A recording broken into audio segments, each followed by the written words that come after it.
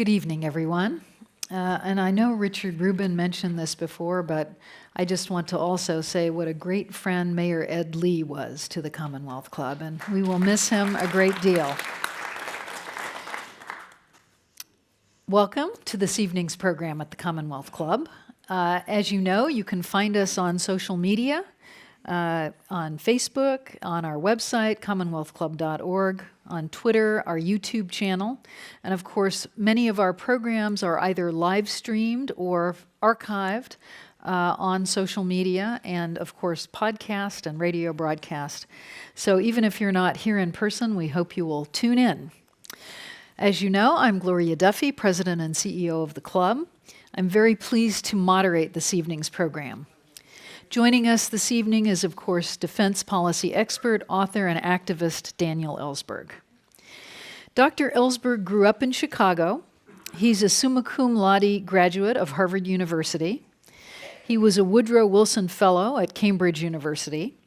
He served as an officer in the U.S. Marines, and he worked as an economist, decision theory, and policy analyst at the Rand Corporation, the Department of Defense, and the State Department. Daniel Ellsberg is most widely known as the young defense analyst who, in the course of his work advising the U.S. government about our policy in Vietnam, was privy to a number of classified reports which indicated that the U.S. government was misrepresenting to the Congress and the American people the prospects for success in the Vietnam War. In an act of conscience, Ellsberg copied these classified documents, which became known as the Pentagon Papers, and released them to New York Times and other media. The story of his arrest, prosecution, and acquittal for leaking those documents is part of our national history and has been the subject of many articles, books, and films. What is not as well known is that at the same time he copied the Pentagon Papers, Dr. Ellsberg also copied thousands of pages of U.S. government documents related to U.S. nuclear strategy and nuclear war planning, about which he has not written or commented very much until just recently. And that is the subject we're going to be discussing this evening. Daniel, thank you so much for joining us this evening and for your stands of conscience throughout your career. Thank you very much.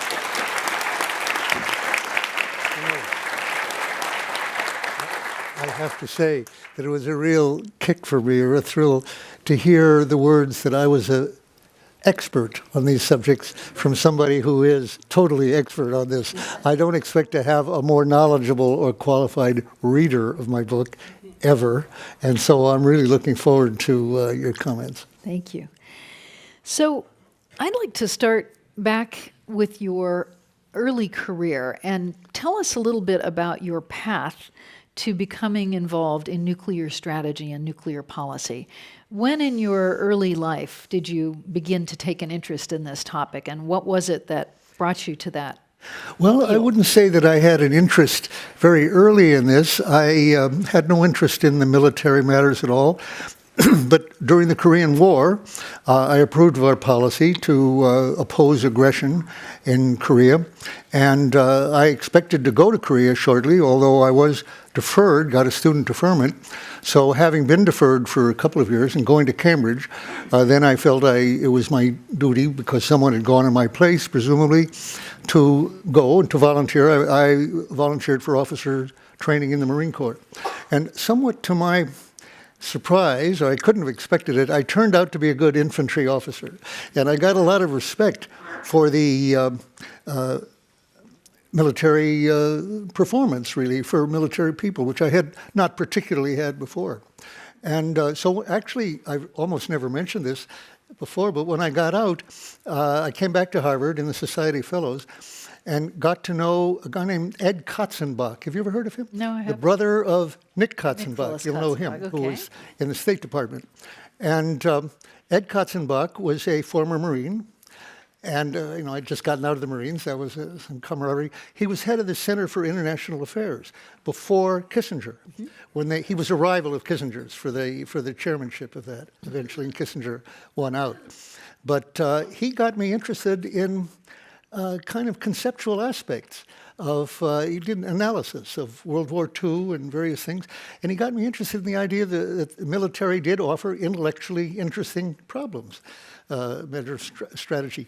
One point, by the way, was that he wrote a very good article, fascinating article, on the persistence of horse cavalry as into World War II, and the ideologies, crazy in effect, that led to this as the elite, in the military. Polish cavalrymen charged German tanks in World War II, not to good effect, and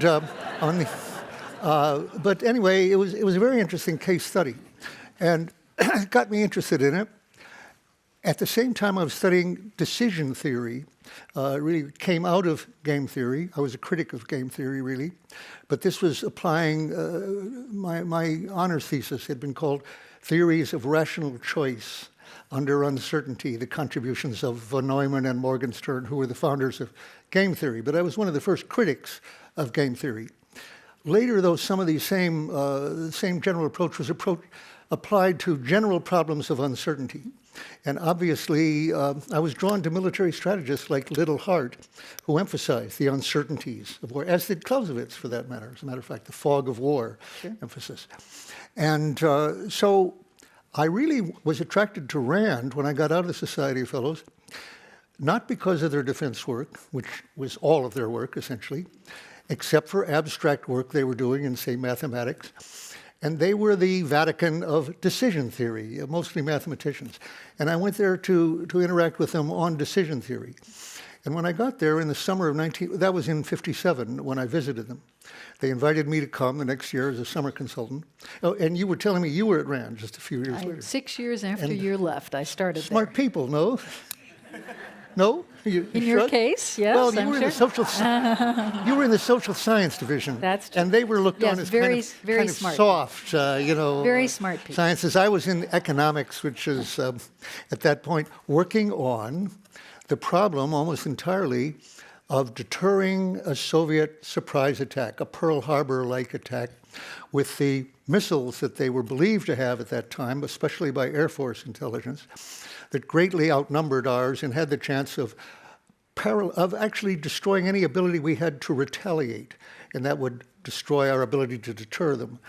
And the idea was how to assure that under no circumstances could they achieve this. And so here this is another subject, but who had grown up with an abhorrence of the idea of nuclear war, going right back to even before Hiroshima, as you've read, and at the time of Hiroshima, which happened when I was 14. Here I was working on nuclear war problems, but with the purpose of avoiding any nuclear war ever occurring, which we thought the most likely way it would occur would be this Russians exploiting their supposed ability to destroy our ability to retaliate.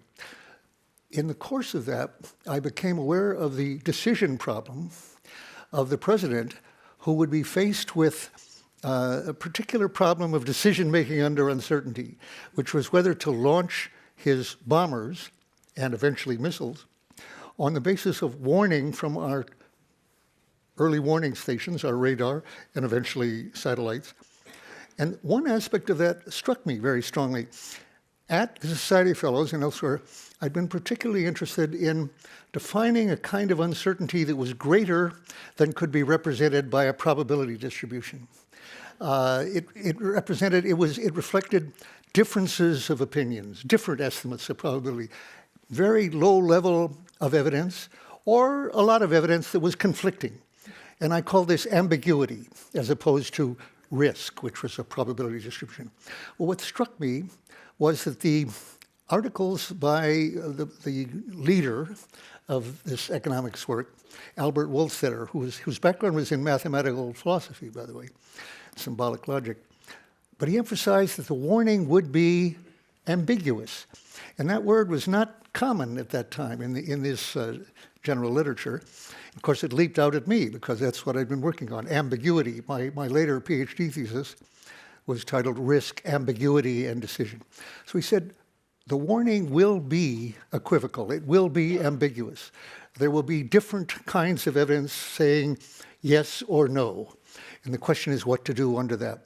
And so that attracted me particularly, and I specialized then, and I won't go on at this moment, I specialized in the question of the command and control of nuclear weapons, not just the weapons themselves, which my colleagues were mainly working on, shelters, hardening, this sort of thing, to the question of what information will the president have, and in particular, what's the possibility that there will be a goal from people other than the president, an unauthorized action of some sort.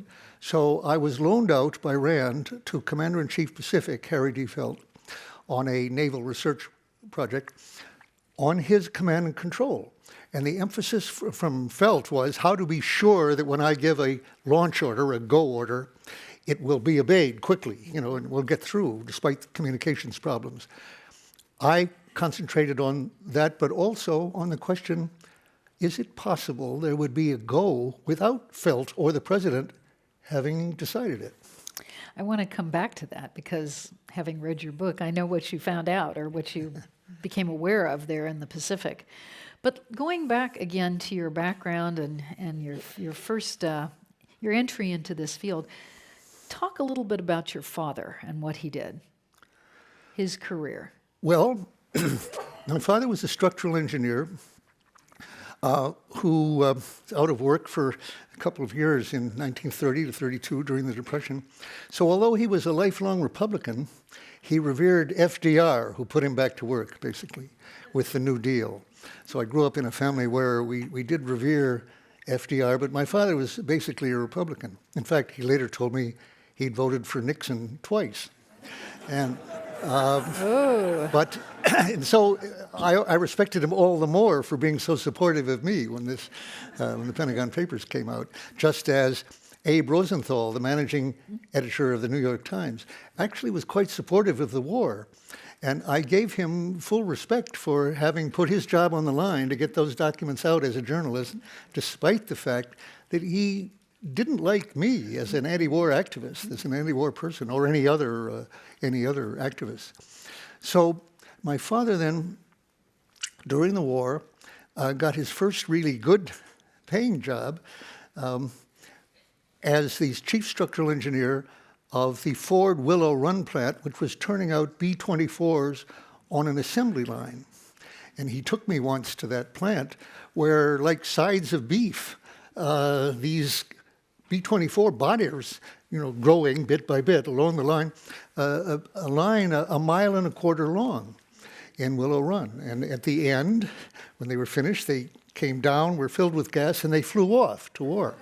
And then later, he was in charge of the Dodge Chicago plant, which made engines for B-29s, which carried out the firebombing of Japan and dropped the atomic bomb.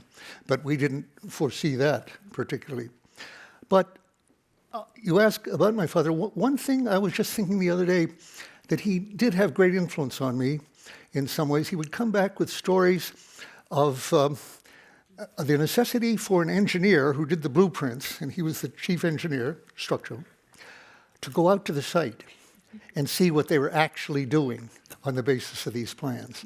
And I remember many stories, I won't go into them now, but specifics, where he would go out and they weren't following the plan for one or another convenient reason. Things were happening differently. And how you had to look at it. And when I was in the Marines later, I felt very much that influence on the necessity of reconnoitering myself as a platoon leader and even as a company commander later. I was a rifle company commander. And the necessity on maneuvers in the 50s I would stay awake for days, 2 or 3 days at a time, actually going around testing security and doing this myself, very much thinking of my father's advice.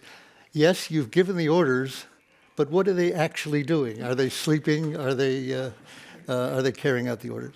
I can see the relationship of that to many of your later episodes. And I can see the relationship of that to many of your later episodes. It's not in the book, life. but it's behind it. So let's talk about this cache of documents that it was kind of the Pentagon Papers #2 that had to do with nuclear war plans and war fighting and chain of command and so on. You have a fascinating story about what happened to those. You copied them. I think you copied 7,000 pages in all. You copied the Pentagon Papers, the Vietnam documents. You copied all of these other documents. You released what became the Pentagon Papers. What happened to the other documents for all of these years? Well, I had meant to put them out after the Pentagon Papers on Vietnam, the decision-making on Vietnam between 1945 and 68, had run their course and had whatever effect they might have. And I assumed there would be a trial, and actually several trials. There was a Boston grand jury working on the distribution of the papers while I was on trial for the copying of the papers, and I was going to be in this second trial as well. But then I assumed, okay, when that's done, I will put out the nuclear papers, which I thought were more important, actually. I separated them from the others and gave them to my brother, who kept them, it turned out, in a cardboard box inside a green garbage bag. And first he had them in his compost heap, first in his basement, then he transferred them to a compost heap. Then he decided when my wife and I, Patricia here, were on eluding the FBI underground for 13 days, and they were searching for us, while we were putting out to the other 17 papers, besides the Post and the Times. He got worried that the FBI was searching for me. They said it was the biggest manhunt since the Lindbergh kidnapping. And we were in Cambridge all that time, but we were going from house to house. So my brother transferred them to a trash dump in Tarrytown, New York. He buried them in the trash dump in a bluff at the side of the dump, underneath a green metal stove, actually, to mark the place where he had buried them. During that summer, while I was on trial, at the beginning of my court proceedings, Hurricane Doria, Tropical Storm Doria, actually, came and pushed the stove about 100 yards away in some direction. And the other contents of the bluff went down over the road and down the hill and whatnot, were pretty well distributed. I still thought one way or another there'd be a way to find them.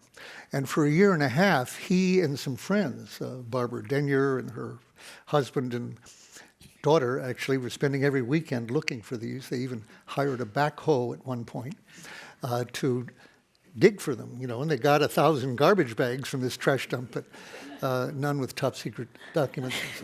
And eventually they used fill from that dump as the foundation of a condominium that was going up, covered with concrete.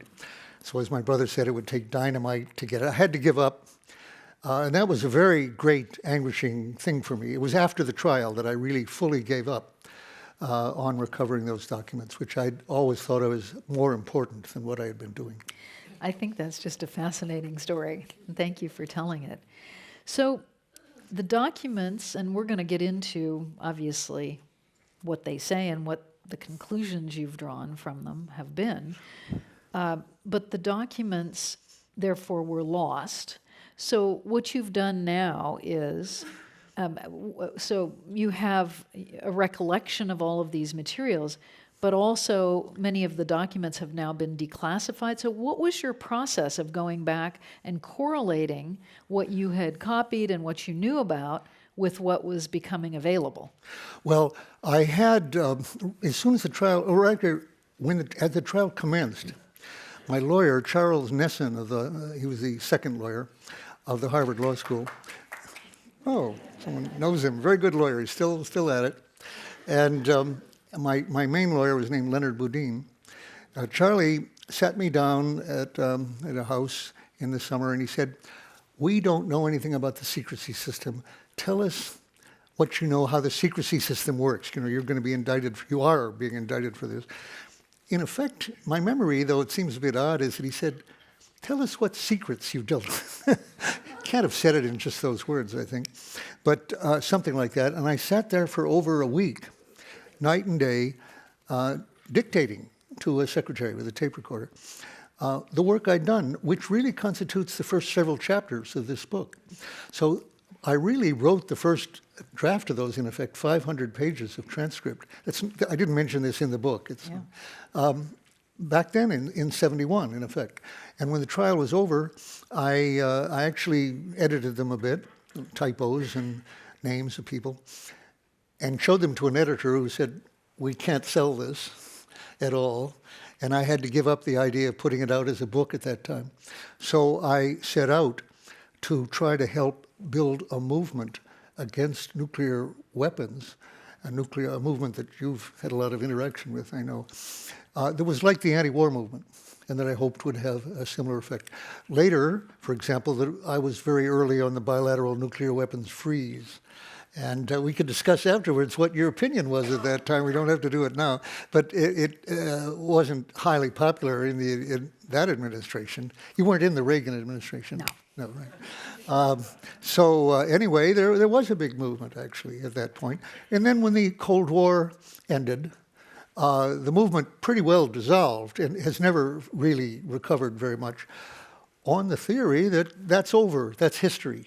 And that applied, of course, to my history.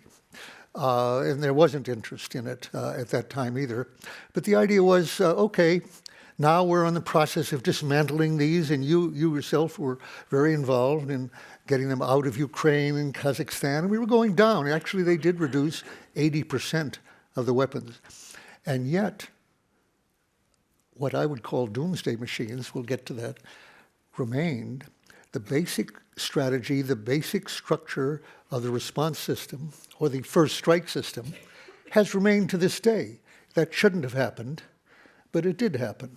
And it turns out that I would say the same dangers remain despite this decrease in the numerical arsenals.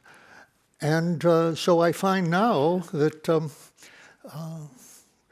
really what I worried about in the late 50s, not the idea of a Soviet surprise attack that we worried about when we had the delusion that there was a missile gap in favor of the Soviets. But since then, when there was, quote, parity on both sides, ever since, as there is still, I still saw great danger that the system would explode. And I've seen that ever since. So I set out to do what I could to educate people about this. So essentially your thesis is the same dangers that attended the nuclear situation in the early 60s remain today. I would say so, yes, absolutely. And so let's talk about some of those. You referenced your work out in the Pacific, where you were doing research on the command and control system for nuclear weapons for the Pacific Fleet, for CINCPAC. And you found what? When you... Well... They were looking at whether top orders would be executed. What did you conclude based on the documents and the interviews and the meetings you had out there? Well, let me summarize. It ties in with what you were asking earlier. I did go around ultimately to every command post in the Pacific, including floating command posts in 7th Fleet and elsewhere, and in Japan and Guam, Okinawa. And this is 1960? 59, 60, okay. On this post, looking at the field in my father's spirit.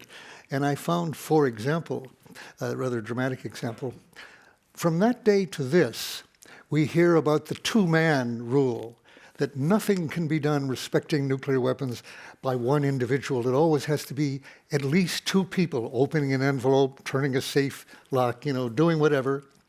I found that this was disobeyed in every command post that I went to. Everyone had made arrangements that if one person, say in a command post at night, had to go attend a sick wife, or was sick themselves, or had to go to the PX or something like that, we would not be paralyzed if an order came through. So that they'd all arranged it, that actually where they had rules like one person has half of a combination to a safe and the other has the other half. No, they both had the whole combination. And that was true right across the board. As a matter of fact, when I discussed this with Bob Woodward after the trial in 75, he said, I know all about that. He said, I was the nuclear control officer. I think I mentioned this in the book. I was the nuclear control officer on a naval ship, and I know perfectly well. We all asked ourselves, how do we get this thing off if there's only one person around? You know, so that was true of the Minuteman launch systems and everything else. So there was a case, like my father, as I say, where the directive is one thing and the reality is another. And there are attendant dangers. There are a lot Very dangers dangerous. to that. That isn't, by itself dangerous, but then I found another thing that was very serious and that I'm sure continues to this day. Not only in public, but even in our top secret war plans, it was always stated only the president can order the launch of a nuclear weapon. Let me jump ahead here. There were no locks on weapons then at any level, and there are some locks now, but at what level is the combination held is a very interesting question. But at that time, everybody, even on an individual plane, had the capability of going along, launching the war. And that was true at higher levels as well. What I discovered was that Eisenhower had delegated authority to use nuclear weapons to his field commanders, his theater commanders, high level, like CINCPAC, like Admiral Felt. And I learned that Admiral Felt had subdelegated, had in turn delegated to people like 7th Fleet and others, the authority to launch nuclear weapons under various circumstances, not under all circumstances. If the president was fully alive and well and in communication with everybody, he was to be in charge. But if there was no time to communicate with Washington, or if communications were out, as happened part of every day in the Pacific, and from Oahu in the Pacific, where Admiral Felt was, to the 7th Fleet and elsewhere. Communications had weather disturbances in those days. They didn't have satellites. They had cables, but the cables had been cut more than once in various ways by a trawler and other things. So they were on their own during that, as during the Quemoy crisis of '58. This was so at odds with the top secret directives, supposedly, that it was almost hard to believe, but I did brief McGeorge Bundy on that in his first weeks in office in the White House as assistant to the president for national security. He was very startled to hear this and taking a lot of notes and assigned me to look further into it for the White House. And it did turn out, yes, the letters existed. It was another couple of decades before I discovered, to my surprise, that Eisenhower had authorized the subdelegation as well. The National Security Archive, I'm sure, I do. gotten Freedom of Information Act things. And that was one of the few surprises I've gotten from reading this, that Eisenhower had actually delegated it to all these people. So it wasn't, and that was continued by Kennedy and by Johnson, despite total campaigns. The campaign of 1964 was run on two major issues against Goldwater by Johnson. And one was the famous one of use of nuclear weapons in Vietnam and for blowing the leaves off trees, as Goldwater said, giving us a better field of fire, we'd use some nuclear weapons. That sounded crazy, and that got a lot of psychiatrists to say Goldwater should not have his finger on the button. That led to the Goldwater Rule, which was observed till now, that psychiatrists could not diagnose people they had not interviewed directly. And a lot of psychiatrists this year have been led to violate that Goldwater Rule. They say, in the interest of national security, we have to say, and so forth. This is dangerous. The other rule was that Goldwater called for the delegation of the use of these to field commanders. And Johnson said, on the opening day of the campaign in my hometown of Detroit, where the Democrats always used to start their campaigns, in Cadillac Square, I have exclusive authority, by the Atomic Energy Act. I will never delegate this. Only I can decide this. This is a paraphrase. This is my highest responsibility, et cetera, et cetera. I knew that Kennedy had delegated, and I told Adam Yarmolinsky, who was the assistant to McNamara, I said, as far as I know. And he said, look into that. I looked into it, and yes, Johnson had kept up that delegation. And in fact, much later again, memos came out from McGeorge Bundy at that time, referring to Johnson and saying, oh, Mr. President, I do have to point out that you did delegate at the beginning of the year, and so forth. Maybe we should put out something clarifying that statement, or lest we be accused of fake news or something like that. And Johnson decided, no, we'll just go with it the way it is. It was continued by other presidents. And something like that has to be true today. There's so much concern right now as to whether someone that people perceive as Goldwater was perceived as being a little deranged. They're worried. That has attracted their attention to the dangers of the nuclear era, and dangers that I would say have been there all along. But he has attracted their attention. But no one has raised the question aside. In fact, it's often been said, as before, only the president, that's worried people, that sole authority. Only this president can, but he can get his way, which is the case. That is true. He can get his way. The military may raise questions about it. They may urge him to rethink something. But if he wants a nuclear attack to take place, it will take place. If somebody really resists it, they will be fired and replaced by somebody who will. But what I'm very aware is that hardly anybody else seems to be aware, raising the question, it isn't only the president.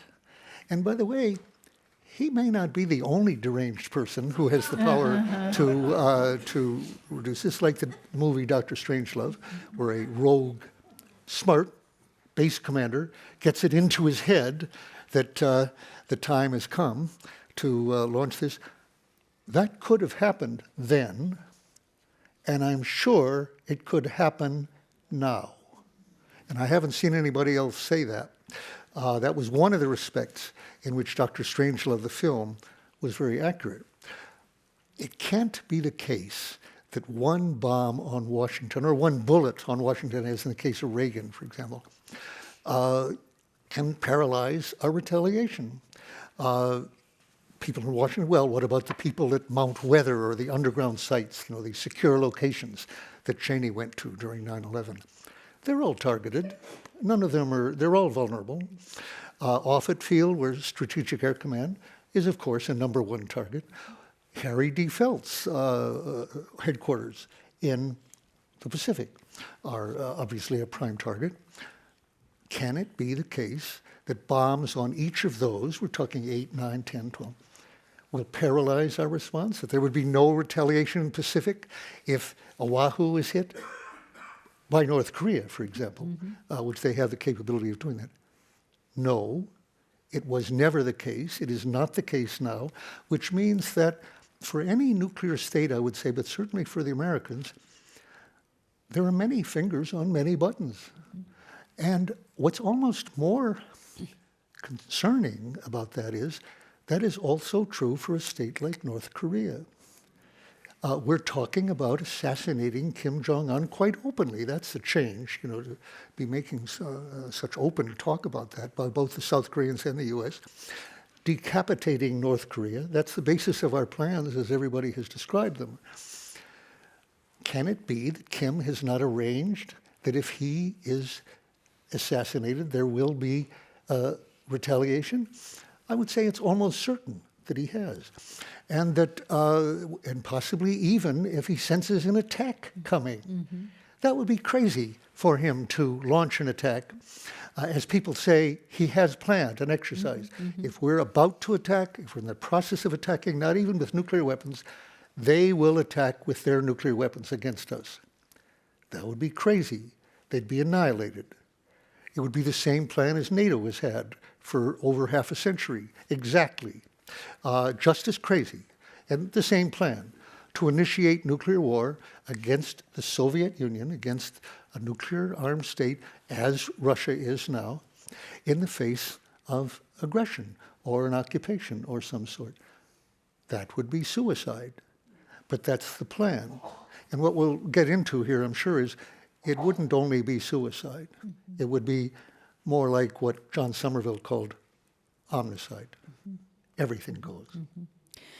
On that point, there are so many examples of things you learned by your observation and talking to people throughout your career with the Pentagon and at RAND. Tell us about 1961. 1961. The Joint Chiefs of Staff, Bob Comer showed you a graph about the expected casualties from a nuclear war. Right. What, I'm finding, by the way, that under these lights, I'm sweating on my upper lip here. It Sorry. makes me feel like Richard Nixon. I have to have a say, drink. Have a drink of water.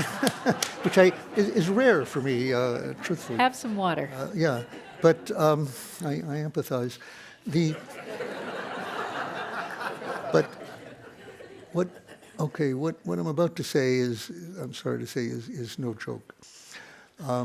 I was under the impression that by friends of mine in the military, in the Air Force, who believed that with the extreme planning that was done, the very detailed calculations that were done, they had never seen a calculation of how many people would die altogether, how many missile sites they didn't have many missiles that we thought they did, how many bases. They had like 700 bases, I think, or more, air bases potentially. We calculated, how many bombs would be needed, everything, but how many people would be killed. So I drafted a question that was sent to the Joint Chiefs by my friend Bob Comer, who was the assistant to McGeorge Bundy, he was the deputy to McGeorge Bundy, as assistant to the President for National Security, in the name of the President, Kennedy. And the question was, which I had the impression they didn't have an answer to and would be embarrassed by not knowing the answer. The question was, if your plans were carried out as planned, and that meant, first, initiating not a preventive war, we've always ruled that out, not a Pearl Harbor out of the blue where there's no expectation that they're about to attack us. That was ruled out by Eisenhower and everybody else. But an initiation of strategic strikes against the homeland of the Soviet Union.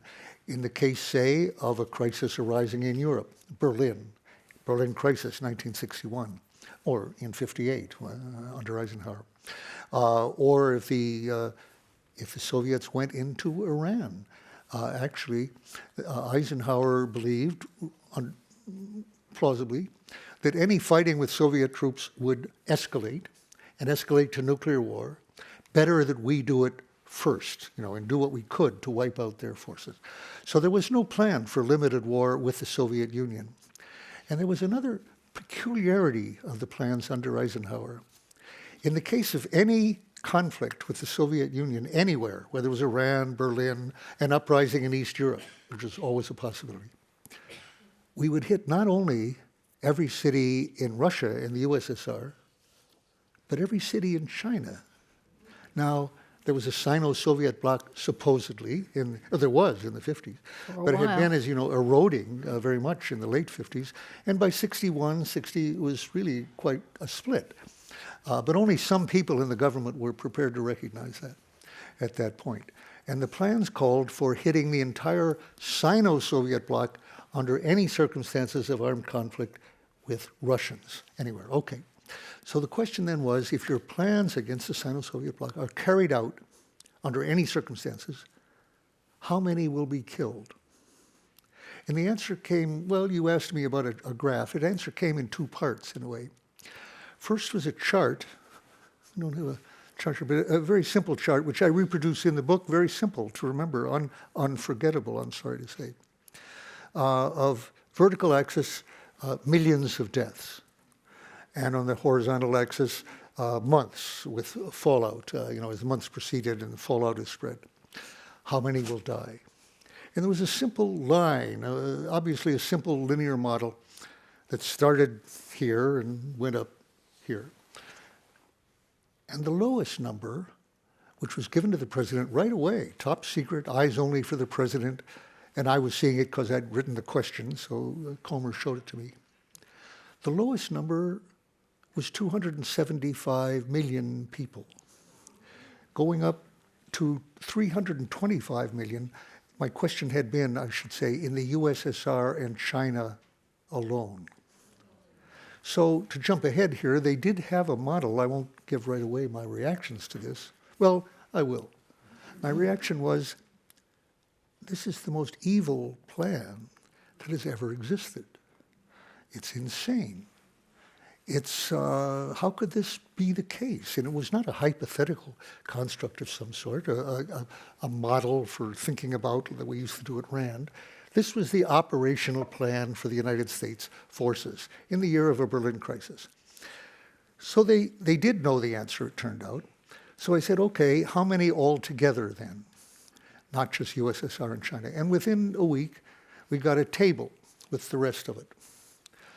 Another 100 million in East Europe, the satellite countries, the prisoner countries, we called them. 100 million of them would be killed. Another 100 million in West Europe, our allies, subject to Khrushchev by medium-range missiles, short-range missiles that we could not find or locate. There was no chance, hundreds of them. Just as North Korea holds South Korea total hostage. We can't eliminate that by any attack. And Japan as well, okay? Okay, our allies would be annihilated then by fallout from our own attack. Not counting the Russian attack, which was certain to kill them, but the fallout from our attacks, without a single warhead landing over there, would kill them depending on which, quote, which way the wind blew. Depended on season and the weather. A third 100 million, roughly, in areas contiguous to the Soviet Union and China. Afghanistan, a place I hardly knew, I couldn't have located on a map then. But Austria, Finland, plucky little Finland, if you're my age, you know, we romanticized Finland as the country that had paid its war debts after World War I and which had resisted the Russians. We had movies about that and everything. We would wipe out Finland without a single warhead landing on Finland by fallout from our attacks on the submarine pens at Leningrad. Japan, northern India, so forth, another 100 million, all those. A total of 600 million. Hard to imagine, hard to visualize, but 100 holocausts. And even if this was retaliation, which it wasn't, it was a first strike, astoundingly. But even as retaliation, you're talking not about retaliatory genocide, you're talking about retaliatory multi-genocide. And although at that time, the Russians were believed to have hundreds of missiles, more than we could find, oddly, the Joint Chiefs that summer told Kennedy that if we had to go first over Berlin, they thought they could tell him that at most there would be 10 million deaths in the United States only. And I discussed that in the book. That seemed a very odd estimate, you know, because how could it be that low? But the interesting thing then was that, the fact that those deaths would be over there, as Senator Lindsey Graham is telling us now about North Korea, in a war with North Korea, seemed not to give Khrushchev enough feeling of deterrence on our part because we were being very tough on Berlin. And as you know, when I learned of our superiority in numbers of missiles, I myself proposed and drafted a speech that would rub their nose in that and the fact that we had a great superiority and they should back off on Berlin, which I'm afraid was a factor. That speech by Deputy Secretary Gilpatrick, drafted by me, was a factor in Khrushchev's feeling, I have to have more threat against the U.S. directly. It seems not to be enough to these guys that I can annihilate Europe. I have to threaten the U.S. directly, and there's a way to do it. I can move my MRBMs, medium-range missiles, into Cuba, my new ally. That led to the Cuban Missile Crisis. There were other factors that were even more critical, but that was a factor. I think that's a major factor right now, that when Kim Jong-un and his others, and this goes before this year, but this year, here's Senator Lindsey Graham say, President Trump has said to me face-to-face, and I agree with him, the casualties if we attack North Korea will be over there. That's a direct quote. Thousands of deaths, yes, our allies in South Korea, but not over here. Well, it's the same calculation, and Kim Jong-un thinks I have to have an ICBM to make this more obvious that the casualties will be over here as well. But strictly speaking, he doesn't need an ICBM. He's got boats, and they don't get here in 30 minutes, but they get here in less than 30 days, and he has lots of warheads he can put on a boat and send to Long Beach Harbor or San Francisco here and blow up this. And Rand Corporation, our old corporation, made a study of this in 2006, the year that North Korea first exploded a weapon. And they said, what if they take one of those weapons to Long Beach and explode it on a radio-controlled boat? It could be in a container that, by the way, containers is, shifted from ship to ship. In the end, it could be a U.S. ship that sails in with that container and to our harbor. And they said 65,000 dead immediately, but 250,000 more dead with radioactivity in a little while. So Graham would be wrong. Nobody's perfect. He'd make a mistake. They're not all over there. But the casualties that are over there would be not numbered in hundreds of millions, but millions in a day or a week. And the human species has never seen violence that big, that fast, ever. It would be more violence in a day or a week than in human history as a result of attacks that experts, according to Nick Kristof, who's interviewed them, and others say they have a range of estimates. This is ambiguity by definition. Some say 20%, that's the lowest. Richard Haas, I think, may say somebody like that. 40%, 60%. That's what I define as ambiguity, as a range here.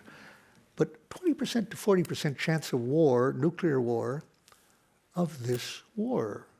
And as Kristof says, it's mad, it's crazy that the world is standing by passively and allowing this to be risked and gambled and asked, will he or won't he? We're all watching to see, what will happen when a disaster is being prepared. And that's what I was looking at in 61 that you talk about, but on a scale of 1,000 times greater, 1,000 times greater. We're talking of billions of people, not millions. And that has been true ever since when it comes to war with Russia or the Ukraine. By the way, it isn't only Americans. The Russians this week are playing games in Iraq, close to our planes. They're going the wrong side of the Euphrates and interfering with our planes, trying to say, yes, we are, you can't fool with us, and so forth. So once again, we're finding a games of chicken going on, as during the Cuban Missile Crisis, that with Russia threaten, as I say, not millions, but billions.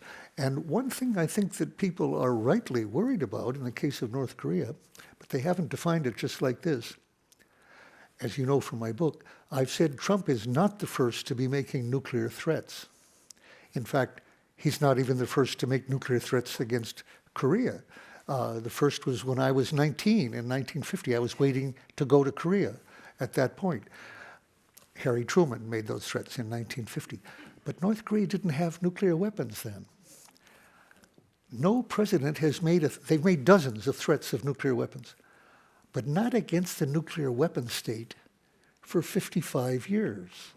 That was the Cuban Missile Crisis in 1962, where the scale was much greater. But we haven't had a threat like this against the nuclear weapon state ever since. It's crazy for either side to think of armed conflict with the other. But both sides are threatening crazy action, and anyone who says there's no chance that that'll be carried out has not been following any of the events here. So we are in a very serious situation. So, the elements of our nuclear policy and strategy are relatively similar to what they were 50 years ago. where should we go from here? What can be done? I mean, there Well, was the what phase can be of arms done control, is what- deterrence, arms control, et cetera. What's the hope now? Yeah. Where do you go with this? I think I've never felt that there was no merit whatever, on the contrary, to the notion of deterrence in the sense of having a capability to retaliate to a nuclear attack with nuclear weapons. Granted, we started out in the late 40s as a monopolist of nuclear weapons. We weren't deterring nuclear attack. We were the only ones who could commit a nuclear attack. And then when the Russians acquired that capability, we continued to defend Europe, supposedly, by a willingness to attack first, which meant a willingness to not blow the world up, because we didn't know about nuclear winter then that threatens the entire world. We haven't really talked about that. But a third of the population of the world, 1 billion people being killed by the Joint Chiefs estimate at a time when the world population was 3 billion. That was in 1961. So they didn't know about the nuclear winter that we discussed, but they knew that they were threatening 1/3, and they were willing to risk that, and even prepared to carry it out. That was never justified. It was never necessary. It has never been in any remote way justified. And it's true, you can't uninvent nuclear weapons, but you can dismantle nuclear doomsday machines that we now know would kill everybody or kill 1/3. By the way, India and Pakistan alone can cause starvation by their effects of their attacks with their much, much smaller forces of 1/3 of the world's population. Now, the population of 7 billion. They have no right to risk that over Kashmir or any other purpose. How could they possibly have a right to have such a capability? Ours is 100 times greater and not justified. So, as former Defense Secretary Perry has laid out an agenda that, as you know from my last chapter, I've agreed with for years. In fact, could go back 20 years and have said this. Eliminating the ICBMs, the land-based vulnerable missiles, which really are for nothing other than first strike or preemptive strike, because they can't survive every first strike. They're only good if you get them off the ground, use them or lose them. Those should not exist on either side. But we would be safer if we just got rid of ours right away, eliminate the so-called land-based leg. And I'd be surprised if you didn't agree with that, actually. We won't go into that on here. I'm the one who's written the book on this occasion. But I definitely favor that. No first use, yes. It should not be on the table in our bargaining. That doesn't mean that threat can't work. But in order to make it credible, we build weapons that can end life on Earth, essentially. We don't need that, we shouldn't have that, and so forth. So it isn't enough just to declare no first use, which would be an enormous change in our policy. But although by itself would not necessarily affect much, but we should get rid of the weapons for first use. We should demonstrate we have no intention of doing this. Get rid of the weapons in Europe, as Germany has wanted to do for over 20 years. Or I don't say they do at this moment because of the various crises coming up, but really Germany back in the 90s was calling for no first use, and Madeleine Albright said, no way. The U.S. doesn't go along with that. More recently, the German Bundesrat, a couple of years ago, called for that in fact. But the people who right now are saying, no, we want first use threats, are the Poles, now part of NATO, on the border of Russia. Now, they even want our weapons based in Poland, which so far we have kept up with our agreement not to do that. That could change under Trump. I wouldn't be surprised. Or they want their own nuclear weapons, if not ours. What is the threat they're making? Do they want to be occupied? Of course not. But if they use those weapons, what they're threatening is triggering omnicide. And they're not the first to do that. That's the NATO. That's the old NATO threat. But it was never justified. It should not be made. Same for the Baltics. We should cut down the number, in my opinion, this would be controversial, of the sub-launched missiles and submarines. We don't need 14. We don't need 10 Trident submarines out there. They are invulnerable. But we have hundreds of missiles that threaten their land-based missiles and encourage them to launch on warning on a false. That makes the world vulnerable.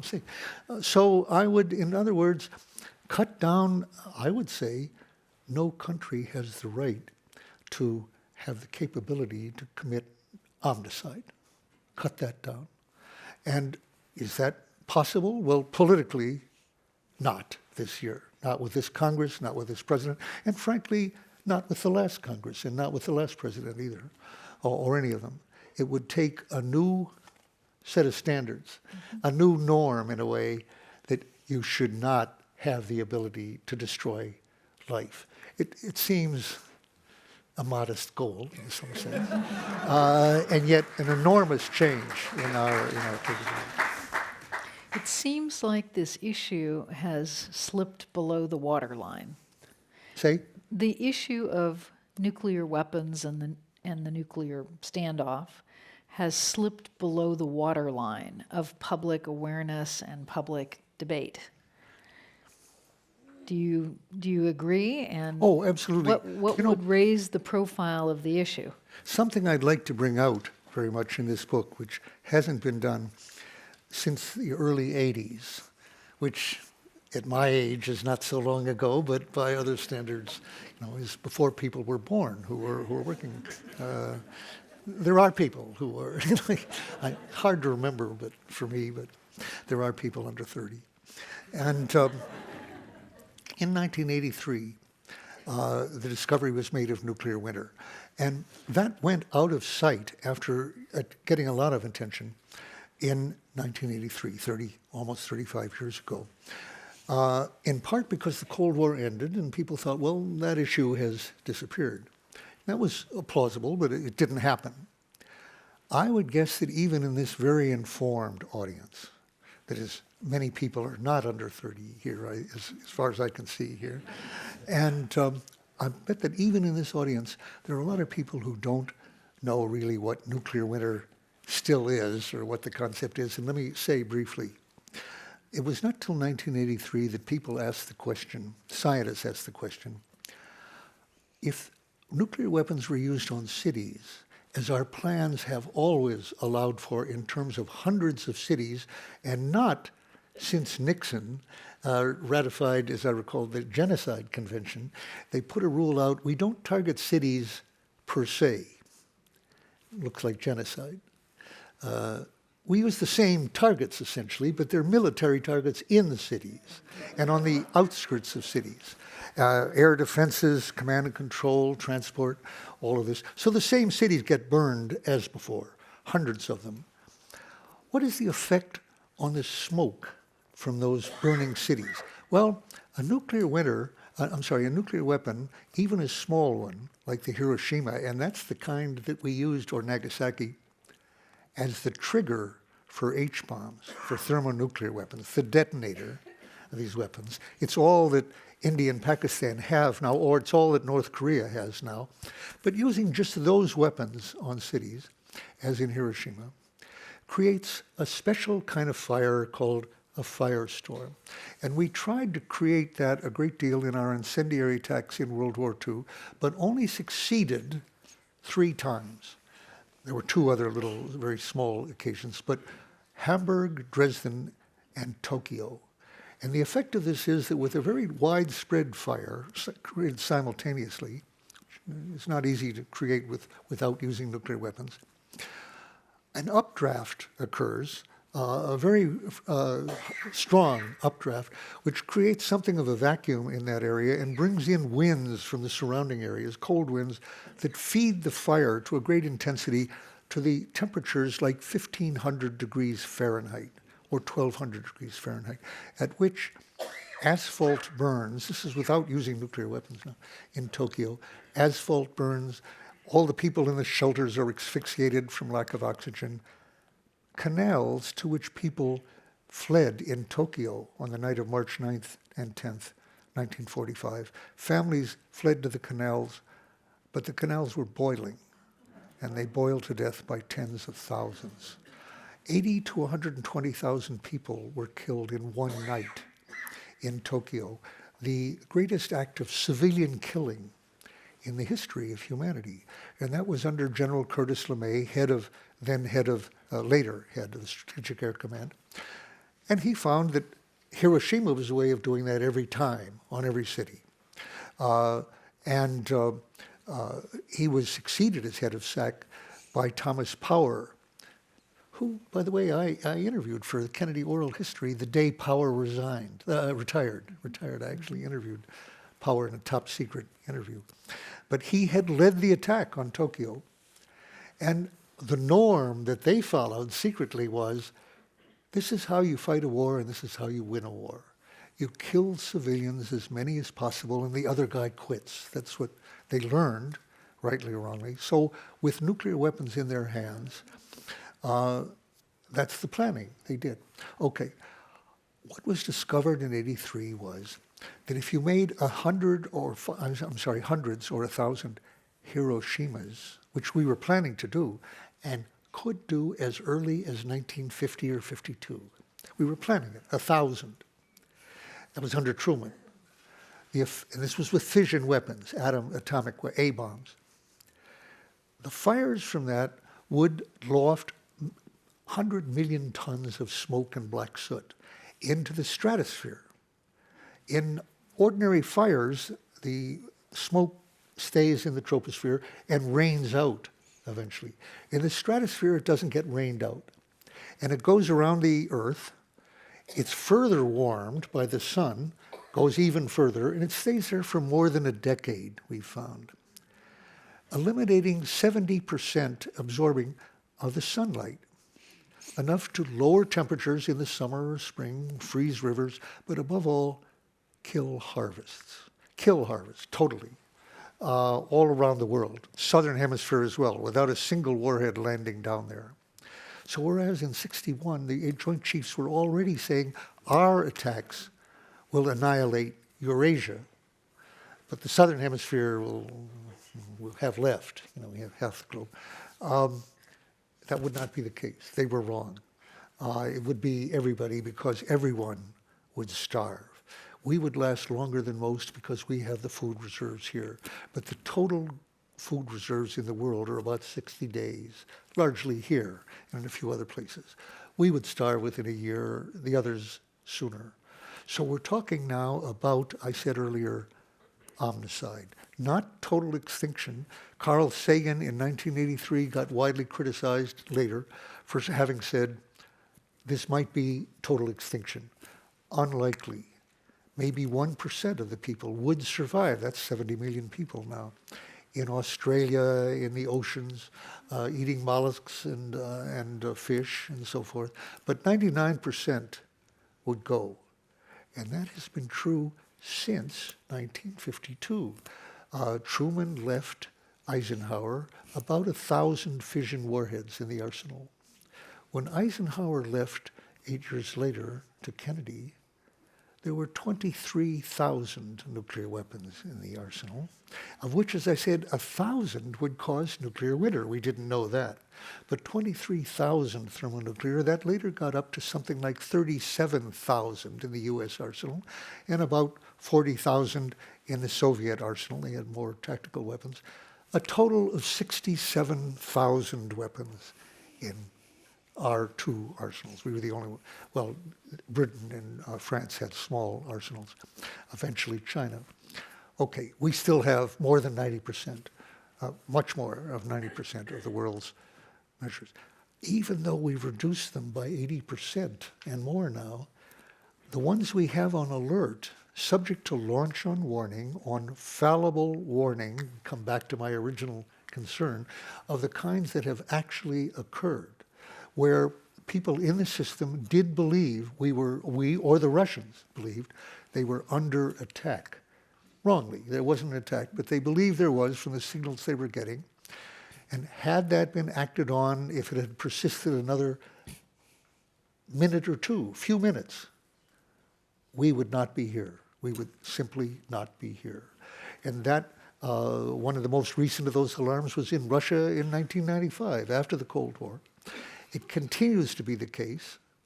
It continues to be insane to be thinking of launch on warning, which we are doing still, prepared for, against a nuclear state, but even, as I say, with the smoke caused by our own weapons. So that doesn't have to persist. And what I do want is for people to understand that when doubts were raised about nuclear winter in the late 80s by some serious scientists, but some of the same scientists who then doubted the carcinogenic properties of tobacco, literally, same people, and who doubted the effects on the ozone layer in particular, and then in particular doubted climate change. And there are a handful of scientists to this day, real scientists, a handful, probably less than 1% of scientists who support the president's belief and the belief of the Republican Party in power in Congress that there is no threat of man-made climate change.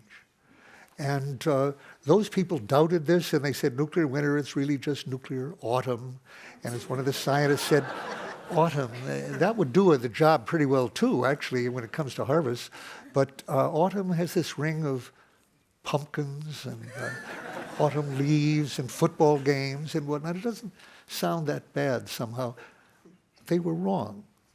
In the last 10 years, it's been clear to scientists that our own plans and our own 1,500 weapons on alert and the Russians would in fact cause nuclear winter and kill nearly everybody. Both sides right now are making threats of this insane action. Putin has put Iskander-M missiles in Kaliningrad, and I won't go into it, but how many people here know where Kaliningrad is? Can I see? I see about 10, 12 hands. How many do not know where Kaliningrad is? Well, Kaliningrad is an enclave like West Berlin for us during the Cold War, which is part of Russia but not connected with Russia, just as Berlin was not connected with West Germany. It was surrounded by Russian divisions. Well, Kaliningrad is surrounded by NATO, by Lithuania and Poland. It can't be defended by Russia with conventional arms. So he's putting dual-capable missiles capable of hitting Berlin in Kaliningrad and possibly nuclear weapons. Now, if he fired those weapons on the side, everybody dies. That's the threat of an insane action. Is it sane to be doing that? Well, he's imitating NATO for the last 50 years and more, 70 years, and exactly the same. And we've put the Baltics into NATO with our threat of first use of nuclear weapons, and Poland wanting first use of nuclear weapons. Russian planes are buzzing NATO planes as we speak, the way Reagan's planes were buzzing to intimidate the Russians in 1981, causing the Russian prime minister at that time to fear that we were planning a surprise attack. And that almost blew the world up then in a crisis probably no one here has even, or very few have even heard of. We almost ended the world then because Reagan was building $1 trillion worth of first strike weapons then, very accurate missiles, very sub-missiles. He was talking about the evil empire. He was talking about bombing. He was buzzing covertly their planes at that time.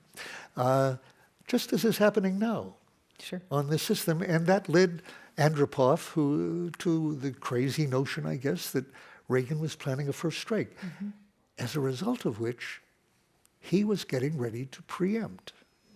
Now, no one has commented on this. The documents have just come out a year and 2 years ago for the first time on this crisis back in '83. They've said the danger was really great. He had this feeling, and he was going to respond to it the same way we would have. Preemption. But that was crazy, insane. Say we were about to attack. His attacking first just committed suicide first and omnicide first. I don't see anybody who's actually commented on that. So what I'm trying to bring out to people is this system is not just wasteful or unnecessary or anachronistic, which it is in all those cases. It's insane and immoral. If morality is a word that's used by everybody rather promiscuously, and it's lost its meaning largely. But what Lincoln said was, and that's what caused secession, if slavery is not wrong, then nothing is wrong. Well, I would say, if the possession of this system is not wrong, then nothing is wrong. Morality has no real meaning. I don't know how to end this more eloquently than... Sorry? I don't know how to end this more eloquently than what you just said.